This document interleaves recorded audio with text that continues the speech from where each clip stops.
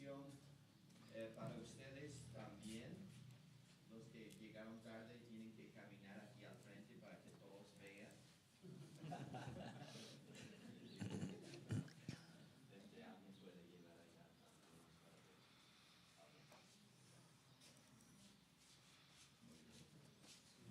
allá. El micrófono, gracias. Ya. Está bien que venga, pero sabes que el corazón que duerma. Que vengas antes.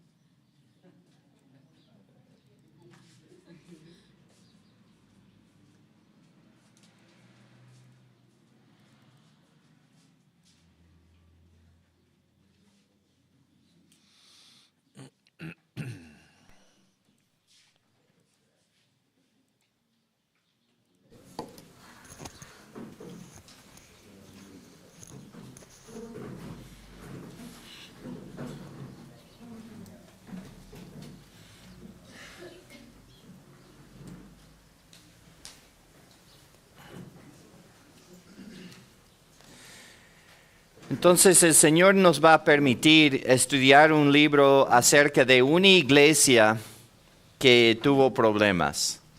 Y a veces, todo Dios lo puede usar para nuestro bien, ¿verdad? Aún una iglesia que no estaba funcionando bien. Una iglesia en conflicto. Entonces, pero por medio de esta iglesia, nosotros hemos aprendido muchas cosas acerca del comportamiento de una iglesia, de la función de una iglesia, de lo que una iglesia no debe hacer, lo que una iglesia debe de hacer. Y si no hubieran tenido estos problemas y si el apóstol no hubiera tomado el tiempo para escribirles, no tendríamos esta información precisa para nosotros hoy en día. Quiero empezar a decir que probablemente 1 Corintios es en realidad 2 a los Corintios.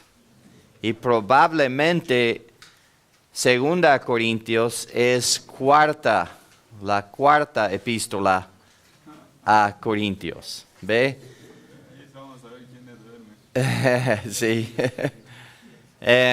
Y la razón es porque 1 Corintios hay indicaciones que ya les había escrito una carta antes. Ahora, el hecho de que él escribió una carta antes y no la tenemos aquí en la Biblia no es problema. Yo seguro que él escribió muchas cartas durante su vida.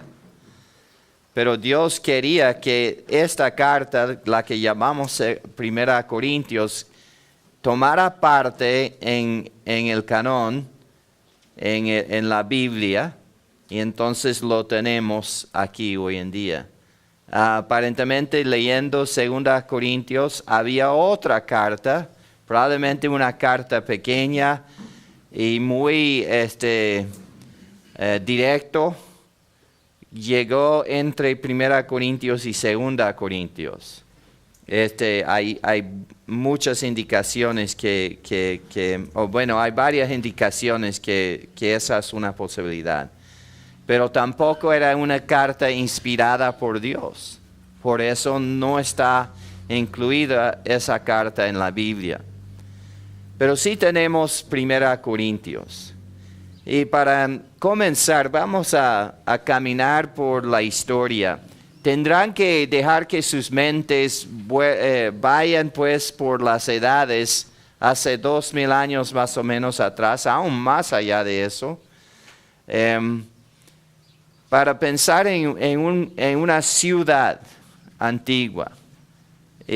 Corinto era una ciudad que uno podría considerar una ciudad grande.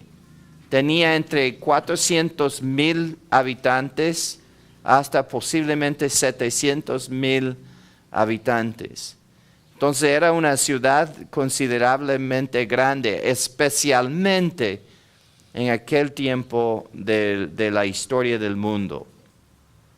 Estaba situada en un lugar muy importante en la provincia de Acaya. Pero si saben cómo está Grecia, saben que hay una parte de Grecia que está casi bueno, hasta hoy en día lo tienen como isla allá, porque han cortado un canal de agua, un paseo para embarcaciones grandes que divida la parte sur de Galacia, de Grecia, de la parte norte, o por lo menos del isthmus. Entonces, en esa posición estuvo la iglesia en un lugar muy estratégica, porque ahí pasaba mucha gente de todas partes del mundo. Gente marineros, gente que llegaba en barcos de carga a Corinto para usar,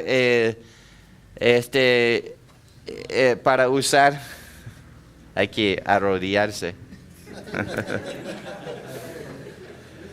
para pasar de un lado de un mar a otro mar, y vamos a ir explicando eso. Pero en esa situación era una ciudad de influencia y una ciudad donde abundaba la inmoralidad. No era una ciudad como Atenas que se gozaba filósofos. Era más una ciudad de comercio. Y entonces, siendo una ciudad de comercio, tuvo sus cosas, era como una ciudad donde la gente pasaba como una pequeña vacación, pero marineros que no habían visto mujeres quizás por meses llegaban ahí y entonces pueden imaginar. En esa condición de gente no creyente, gente que no lleva la cultura judeo-cristiano, llegando a una situación así, sería una tentación que, bueno, incluso seguro que anhelaban llegar ahí. Y bueno, en esa condición, en una ciudad así, Dios hizo que su iglesia fuera plantada. La iglesia de Cristo se plantó ahí en esa ciudad. Pero lamentablemente tuvo muchos problemas, probablemente por la influencia y por la historia de cada creyente que venía. No venían como gente pues inocente, sino que vinieron tomando parte de la iglesia de vidas que habían sido arruinadas por el pecado. Por ejemplo, dicen que la mayoría de los hombres hombres y mujeres en Corinto se casaban entre 20 y 30 veces, divorcios entre 20 y 30 veces. Una ciudad donde abundaba el divorcio. Uno pues estaría casado por un tiempo y luego divorcio. Buscaba otra mujer. Y así iban.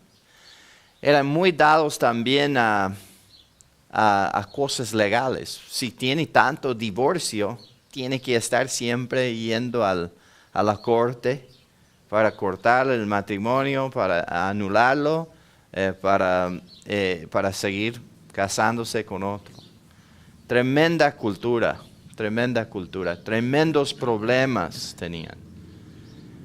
Y en ese mundo, Dios estableció su iglesia. Y la iglesia tenía la potencial de glorificarle a Dios, de ser vidas podrían haber sido cambiadas. Y seguro que muchos sí eran cambiados. Pero también tenían problemas y eran muy permisivos, aparentemente. Permitían problemas sin en realidad enfrentar los problemas, especialmente no los enfrentaban bíblicamente como espirituales, sino enfrentaban los problemas como gente carnal, gente del mundo, usaban los métodos del mundo. Entonces, con esto en mente, vamos a seguir algunas de las cosas, lo vamos a repetir, pero vamos a mirar primeramente, y van a tener que usar sus lentes, el bosquejo de Corintios. Primero, tenemos capítulo 1, versículos 1 al 10. Tenemos aquí recomendando a los cristianos de Corinto. Versículo 1 nos dice el autor, versículo 2, la audiencia, versículo 3, dos afirmaciones que son gracia y paz.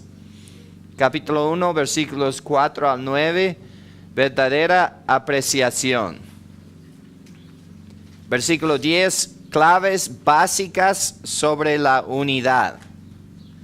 Llegamos a versículos 11 al 17 del primer capítulo, confrontando el conflicto en Corinto. Versículos 11 y 12, el conflicto en Corinto. Versículo 13, tres importantes preguntas. Versículos 14 al 16, el culto, rindiéndose al mensajero.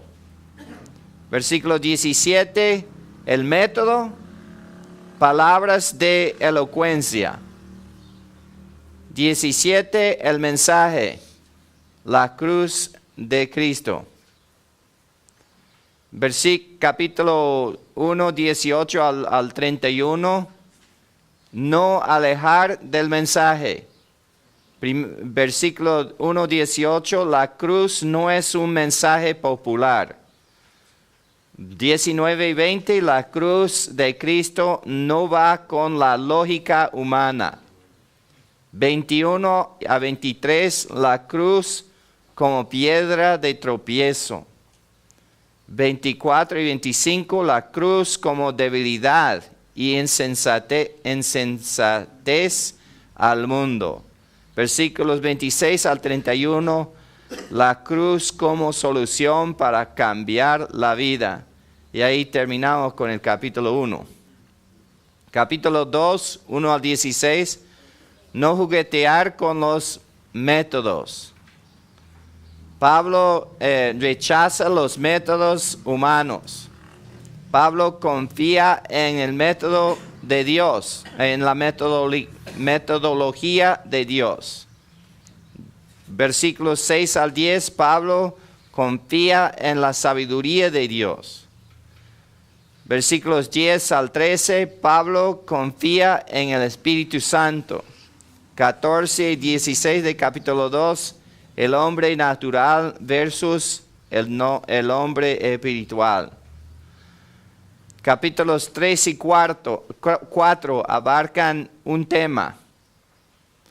No te dejes seducir por un hombre. Seducir por un hombre. Capítulo 3, versículos 1 al 4, jugando al favoritismo, señal de la carnalidad. 5 al 9, 10 principios acerca de los ministros. Versículo 10 y 11, usando los planes de Dios. 12 al 20, usando el método de Dios. 21 al 23, no te jactes en los hombres. Capítulo 4, ¿quiénes son los siervos de Dios en realidad? Versículos 1 y 2. Versículos 3 al 7, no compares los siervos de Dios. Versículos 3 al 7. Versículos 7 y 8 de capítulo 4, el hacer favoritismo es orgullo.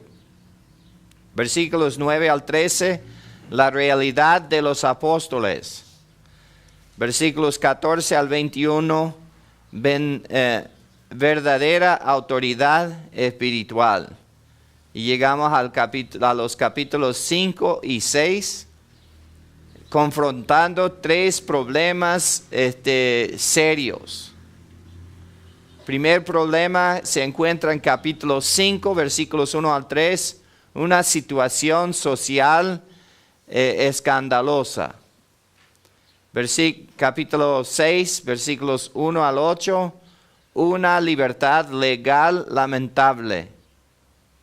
Y versículos 9 al 20 de capítulo 6, una inclinación hacia la indulgencia inmoral. Primera Corintios capítulos 7, 1 al 16, 24. Claro que no vamos a llegar hasta el 16, 24. Pero respondiendo a preguntas específicas, escribieron una carta con preguntas específicas al apóstol. Y él da la respuesta. Capítulo 7, versículos 1 al 40, Pablo sobre el matrimonio. Versículos 1 al 9, instrucciones para solteros. Versículos 10 al 16, instrucciones para matrimonios.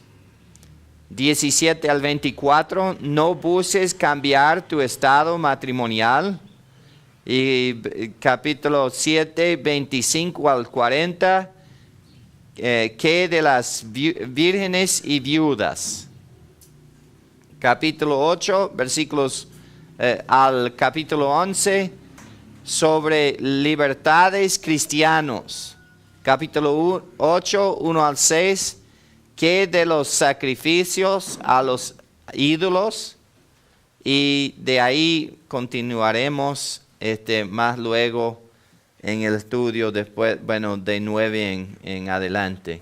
Creo que faltó uno ahí de 7 al 14 de capítulo 8, pero vamos a arreglarlo. Pero le da por lo menos el concepto de lo que estamos viendo, lo que sí podemos decir, a ver aquí.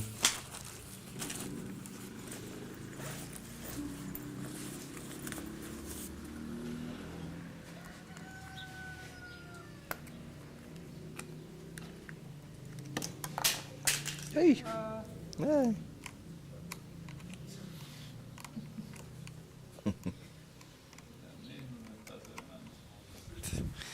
Bueno, qué tremendo. Menos mal que el hermano Carlos esté dormido todavía, porque le pertenece esto.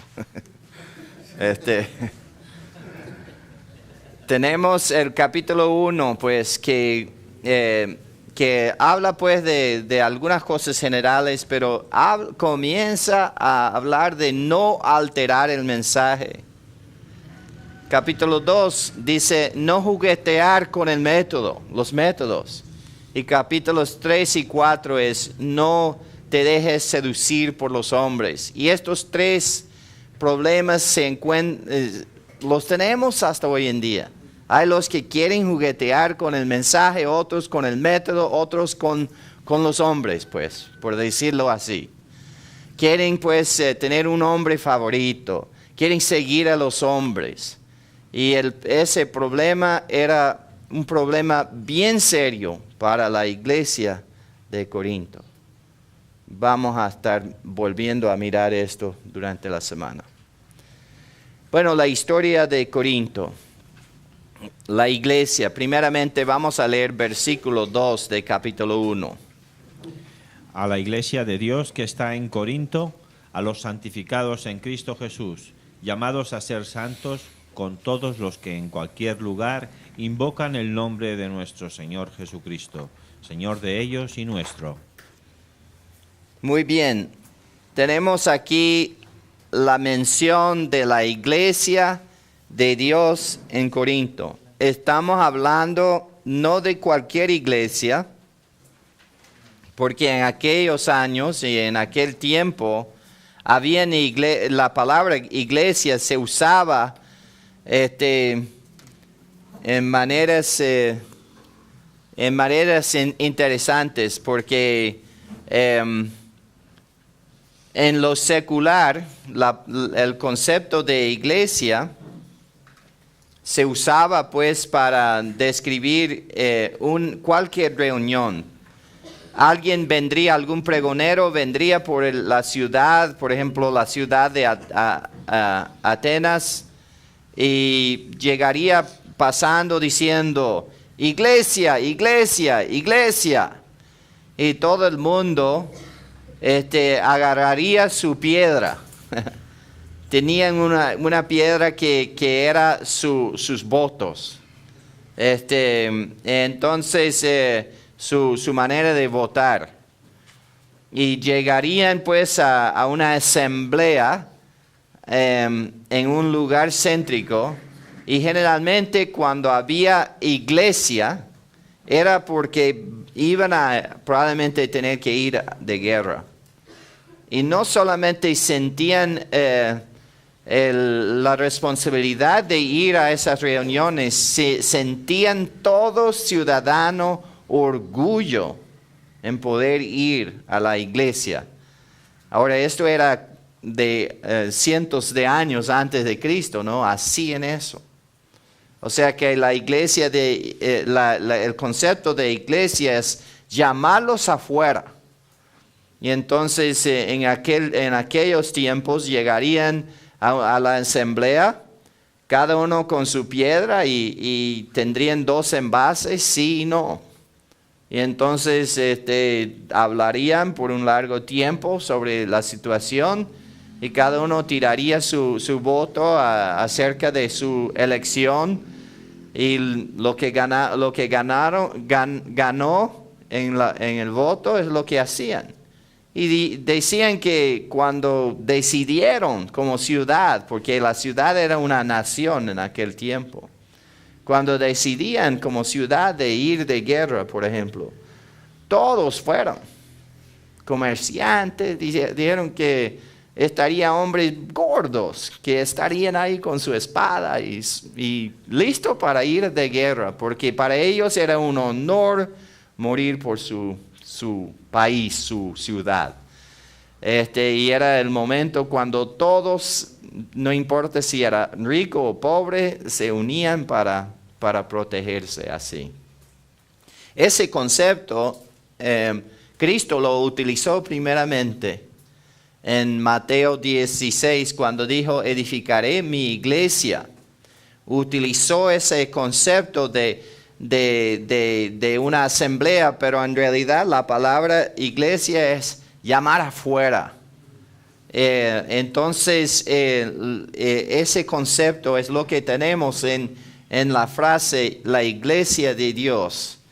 Dios había llamado fuera del mundo, fuera de la inmoralidad, fuera de problemas legales. Había llamado fuera a creyentes para ser su iglesia, la iglesia de Dios. La iglesia de Corinto se formó dentro de una sociedad que seguía de cerca los pasos de Sodoma y Gomorra en su decadencia moral, como ya hemos explicado.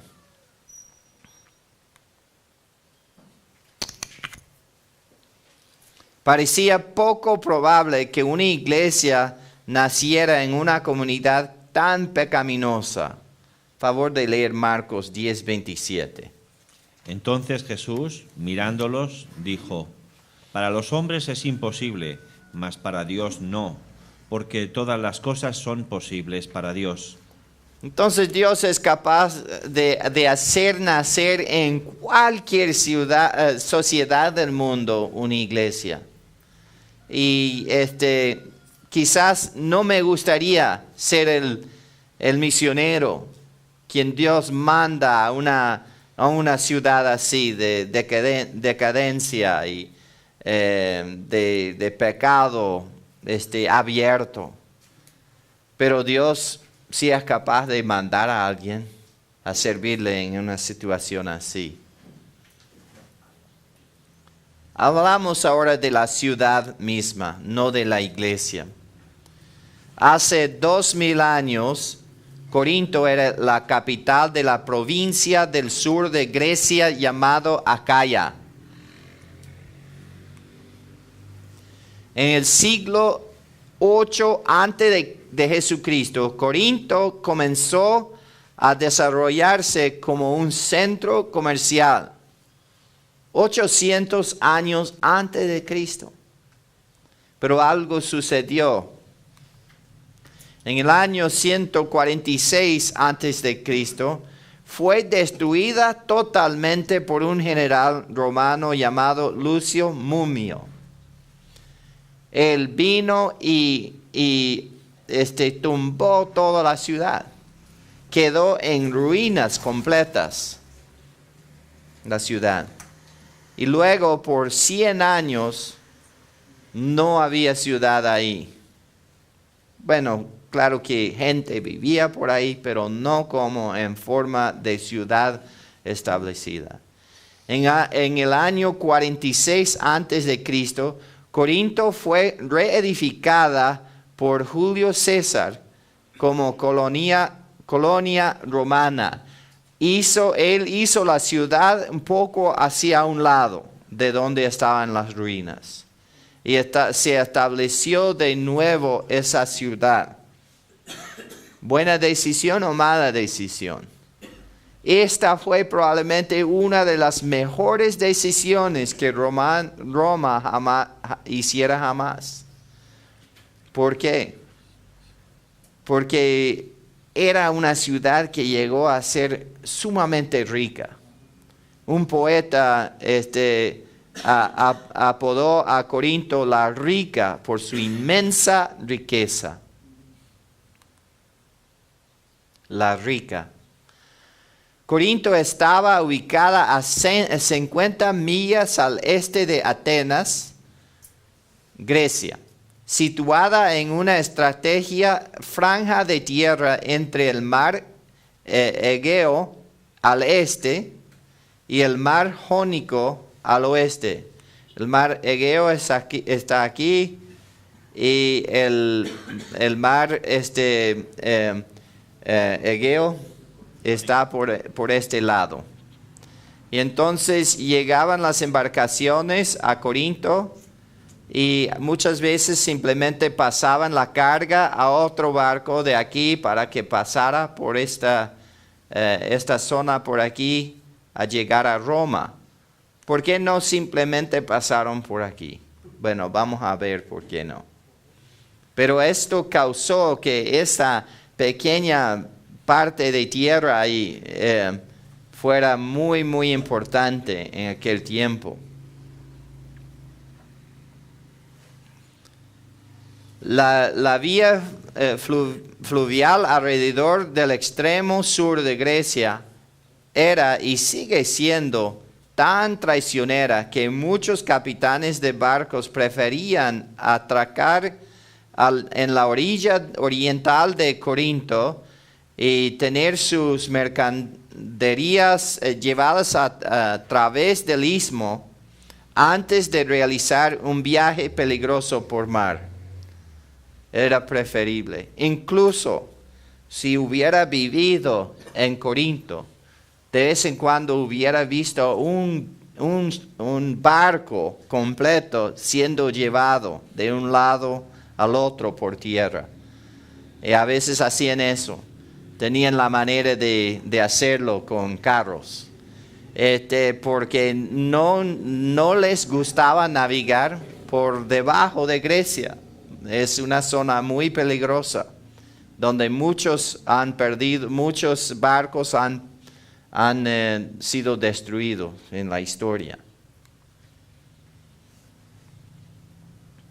Muchas veces los barcos enteros eran transportados por tierra desde el mar Egeo al mar Jónico o viceversa. Estos barcos y la mercadería pasaban por Corinto.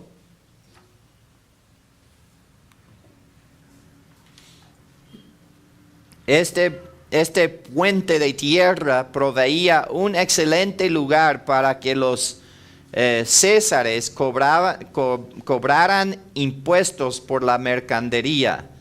Año tras año, Corinto llenaba los cofres de Roma con grandes cantidades de tributos. Grandes cantidades. Y por supuesto, Corinto llegó a ser el lugar perfecto para la tripulación tuviera unos días de descanso y relajación mientras esperaban anudar su viaje. Entonces ahí tenían unos 3 o 4 o una semana de vacaciones prácticamente en la ciudad de Corinto. Corinto albergaba el templo de Afrodita, la diosa del amor carnal o de la pasión carnal. Pueden imaginar esto. Este templo empleaba 1,000 jóvenes esclavas que estaban dedicadas a la prostitución en el templo y eran pagadas con fondos públicos. No sé cómo exactamente cuando dice pagadas, si eran esclavas, pero le pagaban quizás algo, pero estaban ahí dedicadas al servicio del templo. Esta ciudad era tan famosa por su perversidad y perversa inmoralidad que en el mundo romano una persona indecente era catalogada como un corintio. Ay, este corintio. Debemos volver a usar la misma palabra. Cruceño.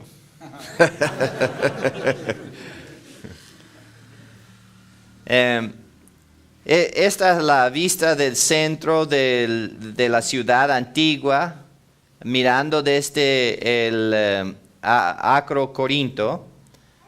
A la izquierda se pueden apreciar las columnas en el pie del templo de Apolos. A la derecha la vía Lequeion puede verse. En medio de los dos, poco hacia abajo, se encuentra la Agora Antigua, el mercado. Entonces se puede ver la ciudad antigua. Esta no es la ciudad que fue destruida, sino la más reciente ciudad de Corinto que también queda en ruinas. Aquí tenemos las columnas del templo de Apolo, aunque hay el templo de Afrodita también. El templo de Apolo se encontraba en la ciudad baja y el Acro Corinto albergaba el templo de Afrodita. Escritores griegos en los siglos 5 y a 4 a.C. caracterizaban al Corinto como una ciudad donde se comerciaba el amor.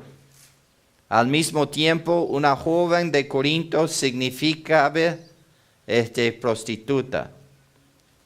Y así pues uno puede imaginar la situación. Había en el cerro, en el monte, cerca de Corinto, encima del monte estaba, o en el monte por lo menos, estaba el templo de Afrodita. Esta ruta principal iba de la ciudad hacia el puerto norte de Lequeion, y ahí su nombre, pues. La vía tenía 12 metros de ancho, incluyendo aceras y canales de drenaje. escalones a lo largo de la calle indican que era peatonal. Entonces ahí pasaban los barcos, toda la mercancía de un lado al otro, de un mar al otro mar. Y ahí pasaban frente de Corinto. El agora, parte comercial de la ciudad. Pablo se encontró con los judíos Aquila y Priscila en Corinto después de que ellos hubieran sido desterrados de Roma por el emperador Claudio. Los tres hacían carpas y que quizás tenían sus negocios en la parte comercial de la ciudad, la agora. El libro de Hechos afirma que Pablo pasaba cada sábado de descanso tratando de convencer a judíos y griegos acerca de la resurrección.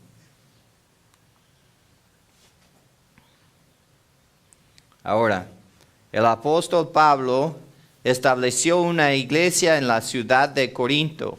Cuando Pablo estableció la iglesia en Corinto, se estima que esa ciudad tenía entre 400,000 a 700,000 habitantes. 500,000 de habitantes. Pablo estableció la iglesia de Corinto durante su segundo viaje misionero, entre los años 49 a 51 después de Cristo. Vamos a leer un acontecimiento de Hechos 18, 1 al 18, hermano. Después de estas cosas, Pablo salió de Atenas y fue a Corinto. Y halló a un judío llamado Aquila, natural de Ponto, recién venido de Italia con Priscila su mujer, por cuanto Claudio había mandado que todos los judíos saliesen de Roma. Fue a ellos y como era del mismo oficio, se quedó con ellos y trabajaban juntos, pues el oficio de ellos era hacer tiendas. Y discutía en las sinagogas todos los días de reposo y persuadía a judíos y a griegos. Y cuando Silas y Timoteo vinieron a Macedonia, Pablo estaba entregado por entero a la predicación de la palabra, testificando a judíos que Jesús era el Cristo. Pero oponiéndose y blasfemando estos, les dijo, sacudiéndose los vestidos, «Vuestra sangre sea sobre vuestra propia cabeza, yo limpio. Desde ahora me iré a los gentiles». Y saliendo de allí se fue a la casa de uno llamado Justo, temeroso de Dios, la cual estaba junto a la sinagoga. Y Crispo, el principal de la sinagoga, creyó en el Señor con toda su casa. Y muchos de los corintios, oyendo, creían y eran bautizados. Entonces el Señor dijo a Pablo en visión de noche, «No temas, sino habla y no calles, porque yo estoy contigo y ninguno pondrá sobre ti la mano para hacerte mal, porque yo tengo mucho pueblo en esta ciudad». Y se detuvo allí 1 año y 6 meses, enseñándoles la palabra de Dios. Pero siendo Galión procónsul de Acaya, los judíos se levantaron de común acuerdo contra Pablo y le llevaron al tribunal, diciendo, «Este persuade a los hombres a honrar a Dios contra la ley». Y al comenzar Pablo a hablar, Galión dijo a los judíos, «Si fuera algún agravio o algún crimen enorme, oh judíos, conforme a derecho yo os toleraría. Pero si son cuestiones de palabras y de nombres y de vuestra ley, vedlo vosotros, porque yo no quiero ser juez de estas cosas». Y los echó del tribunal. Entonces todos los griegos, apoderándose de Sóstenes, principal de la sinagoga, le golpeaban delante del tribunal, pero a Galión nada se le daba de ello. Mas Pablo, habiéndose detenido aún muchos días allí, después se despidió de los hermanos y navegó a Siria. Y con él Priscila y Aquila, habiéndose rapado la cabeza en Cencrea, porque tenía hecho voto. Entonces aquí pueden ver algunos detalles que hemos hablado ya del tribunal, del hecho de que llevaban gente a la corte. Mira, llevaron los judíos a ellos a la corte sobre las leyes de los judíos, no las leyes romanos. Pero demuestra la tendencia en esa ciudad de uno llevar al otro a la corte, a la ley, haciendo demandas. Interesante que no golpearon a Pablo delante del tribunal, pero sí golpearon a un judío y no dijo nada el procónsul de Roma. Si le hubieran tocado a Pablo, hubiera sido otra cosa porque era ciudadano romano. Y esta era lo que Roma hizo por fin. Era que tenían tantos en sus ejércitos y le daban a sus soldados, le daban a los soldados ciudadanía muchas veces después de años de pelear. Pero no todos querían que todos ellos vivieran en Roma. Entonces hacían ciudades y ahí si naciera uno en esa ciudad de gente libre, uno podría llegar a tener la ciudadanía Roma, aunque no nació en Roma. Y entonces la ciudad de Corinto era una de esas ciudades que era prácticamente vivir en Corinto era vivir en Roma, porque tenían las leyes de Roma. Y uno podría recibir la ciudadanía de Roma aunque naciera en esa ciudad. Probablemente, de alguna forma, los padres de Pablo eran romanos. ¿Por qué? ¿Será que su padre sirvió en el ejército romano o algo así? Pero de algo él recibió la ciudadanía estando en Tarso. Ahora Tarso era también una ciudad donde otorgaban también la ciudadanía romana a los ciudadanos romanos. Interesante de todos modos para mí estas cosas. Pero durante estos días de descanso, durante los 2 años que Pablo estuvo, él hacía tiendas junto con Aquila y Priscila, predicaba los sábados en la sinagoga, y hizo trabajo. Y estaba esperando, habla de que Timoteo y Silas llegaron de Macedonia. ¿Por qué? Porque Pablo tuvo que salir de Macedonia. Pero dejó a Timoteo y a Silas ahí para seguir el trabajo. Y él fue a Corinto y comenzó una obra en Corinto. Adelante, hermano, lleva como 3 o 4.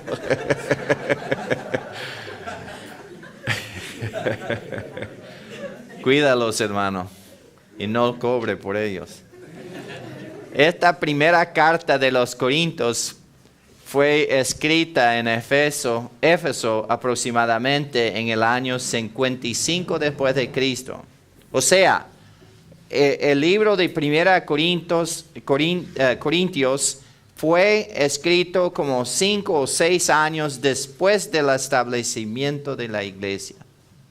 Y esto le da una idea de qué tanto tiempo había sido establecido la iglesia cuando recibieron Primera Corintios. Me llama la atención mucho porque él ya tenía un estándar alta para la iglesia, si vemos Primera Corintios. Y no pensaba que, bueno, ya deben ser niños ellos. Pensó él después de 5 años que ya deben ser espirituales, ya deben estar madurando en su fe. Pero lo contrario era la verdad. Esto fue tan solo como 5 años después de que la iglesia fuese fundada. El enfoque de la carta se centraba en el hecho de que como congregación ellos eran soberbios y estaban divididos. El orgullo y la división siempre van de mano, ¿verdad? Siempre van de mano. Al leer 1 Corintios capítulo 6, 9 al 11, vemos que muchos creyentes corintios aún luchaban con las tendencias pecaminosas de su vida anterior. Vamos a leer los versículos 9 al 11. ¿No sabéis que los injustos no heredarán el reino de Dios?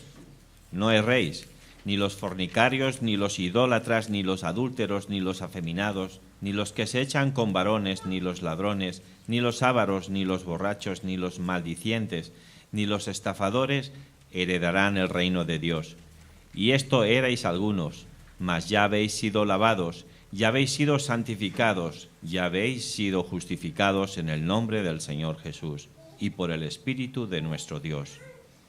Cuando él dice no erréis, está hablando directamente a ellos, que era posible que estuvieran errando.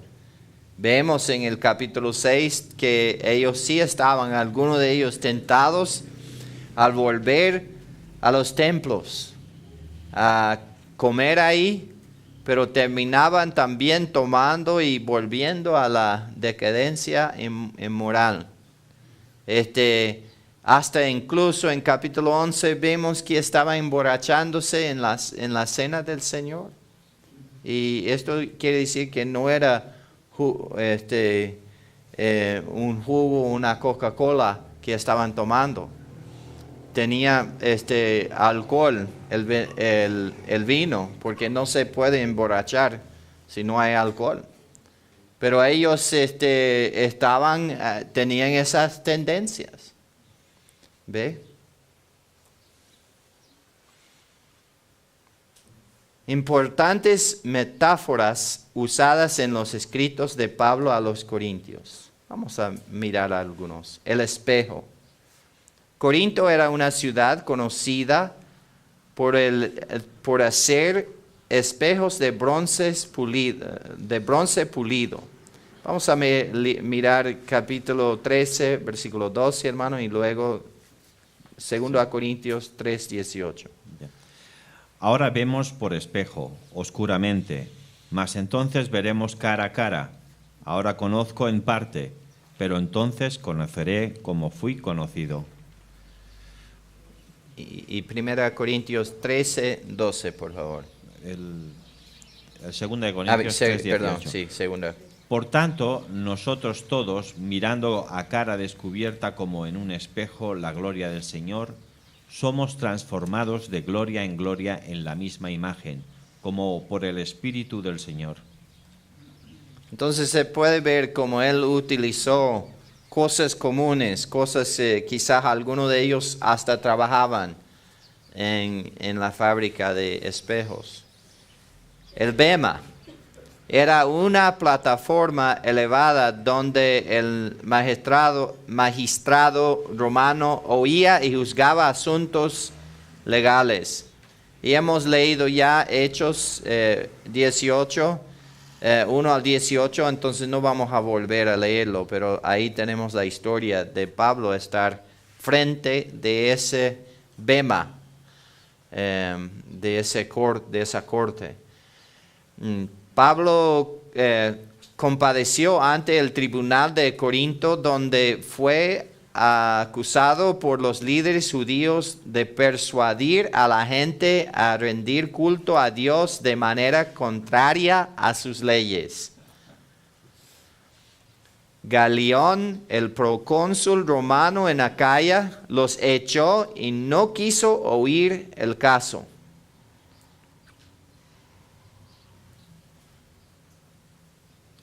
Arqueólogos han descubierto el lugar preciso de este tribunal, la bema de Corinto. Y vamos a verlo. Ahí está, tribunal. Aquí, aparentemente en esta parte, hay una parte elevada, muy alta, como quizás la altura de este techo. y venía la gente a pararse frente del bema para hablar del asunto, para que el procónsul hiciera una decisión.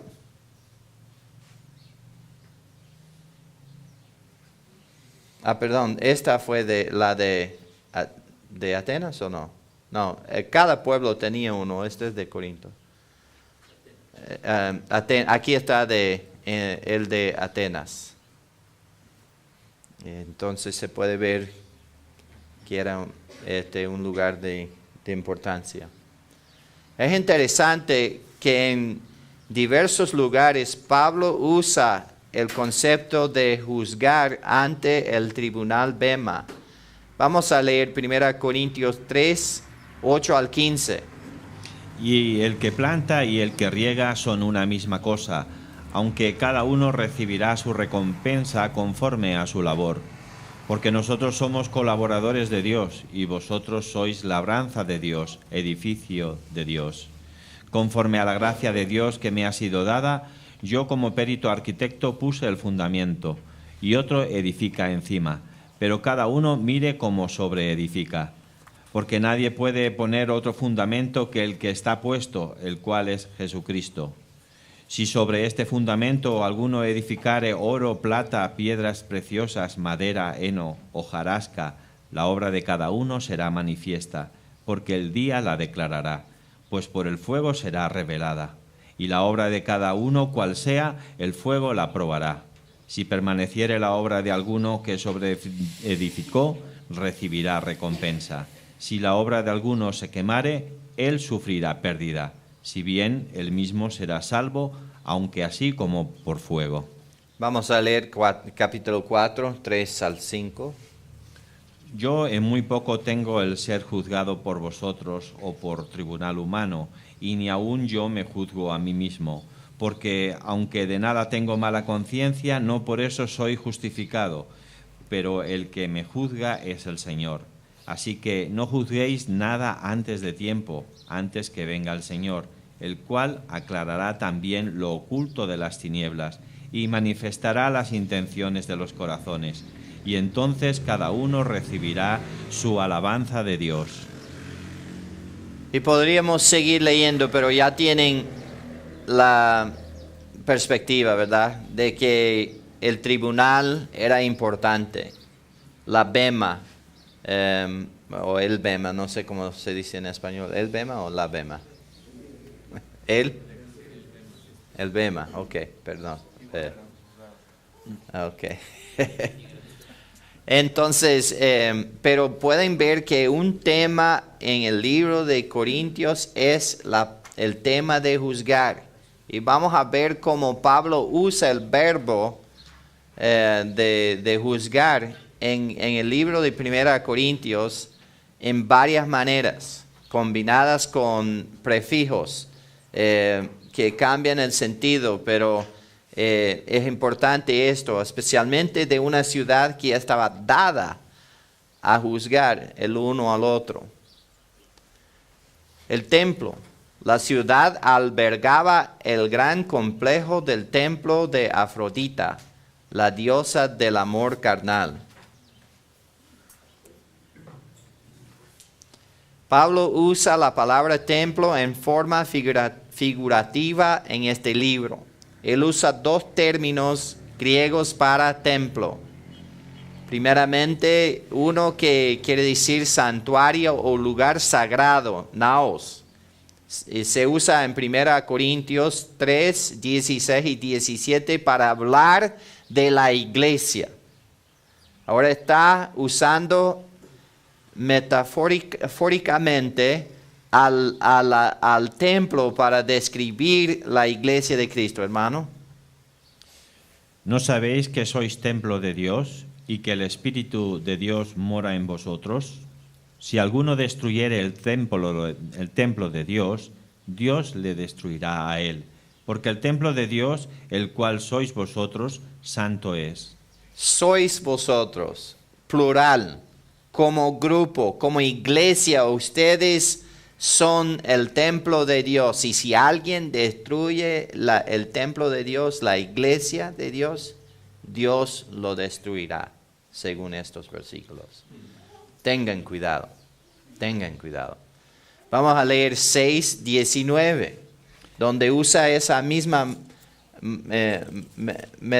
metáfora, pero de otra forma. ¿O ignoráis que vuestro cuerpo es el templo del Espíritu Santo, el cual está en vosotros, el cual tenéis de Dios, y que no sois vuestros? Entonces, ustedes, su cuerpo es el templo del Espíritu Santo. Entonces usa el cuerpo humano para describir un templo. Vamos a 2 Corintios 6:16. ¿Y qué acuerdo hay entre el templo de Dios y los ídolos? Porque vosotros sois el templo de Dios viviente. Como Dios dijo, habitaré y andaré entre ellos, y seré su Dios, y ellos serán mi pueblo. Ahí se ve el uso del concepto de templo para describir la iglesia. Algunas iglesias se llaman el templo, ¿verdad? Muchos usan el término tabernáculo. Tabernáculo no se usa en la Biblia, pero el templo sí, para describir la iglesia. Pero nunca el edificio. Nunca se usa para describir el edificio, sino la gente. También ese concepto fue usado, pero usando otro verbo, otra palabra, y es el complejo entero del templo, el hierón. Se usa en 1 Corintios 9:13, hermano. ¿No sabéis que los que trabajan en las cosas sagradas comen del templo, y los que sirven al altar del altar participan? Entonces ahí tenemos otro uso. La mayoría de los corintios nunca habían visto el templo en Jerusalén, de modo que se debe de darse una cuidadosa atención al contexto en el cual se usa el concepto del templo para saber si Pablo estaba hablando metafóricamente de templos en general o del templo judío. Podemos compararlo, por ejemplo, con Romanos 2:22. ¿Tú que dices que no sea adulterar, adulteras? ¿Tú que abominas de los ídolos, cometes sacrilegio? Entonces, ahí está hablando de templos donde tenían ídolos. No mencionó templo, pero mencionó ídolos. Pero esto tenía implícita el hecho de que entendían lo que eran templos en aquel tiempo. Cada pueblo romano o griego albergaba varios templos, a veces muchos templos.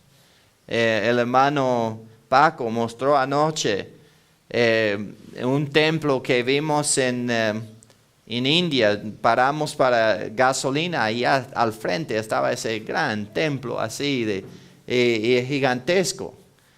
Ídolos por todo los afueras del templo.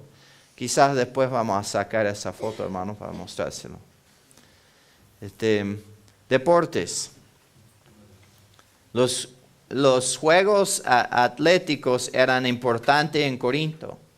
Los juegos bianuales del Istmo se realizaban en Corinto y eran segundos en importancia después de los Juegos Olímpicos. Les gustó mucho el fútbol. Pablo hablaba enérgica y desafiantemente usando la metáfora de atletas en Corintios 9, 24 a 27. Léalo, por favor. ¿No sabéis que los que corren en el estadio, todos a la verdad corren, pero uno solo se lleva el premio?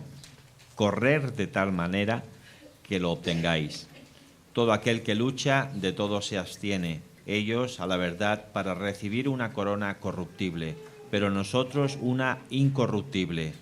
Así que yo de esta manera corro, no como a la aventura, de esta manera peleo, no como quien golpea el aire, sino que golpeo mi cuerpo y lo pongo en servidumbre, no sea que, habiendo sido heraldo para otros, yo mismo venga a ser eliminado. Ahora, ¿creen que Pablo literalmente golpeaba su cuerpo para mantenerlo bajo control? ¿Cuántos de ustedes lo hacen? No toques eso más. Esto sería en contra de otras enseñanzas de Pablo. Pero está hablando de un deportista y cómo entrenaban, golpeando el cuerpo para vencer. O sea, él tenía esa misma mentalidad cuando tenía que ver con su vida espiritual y su honor al Señor.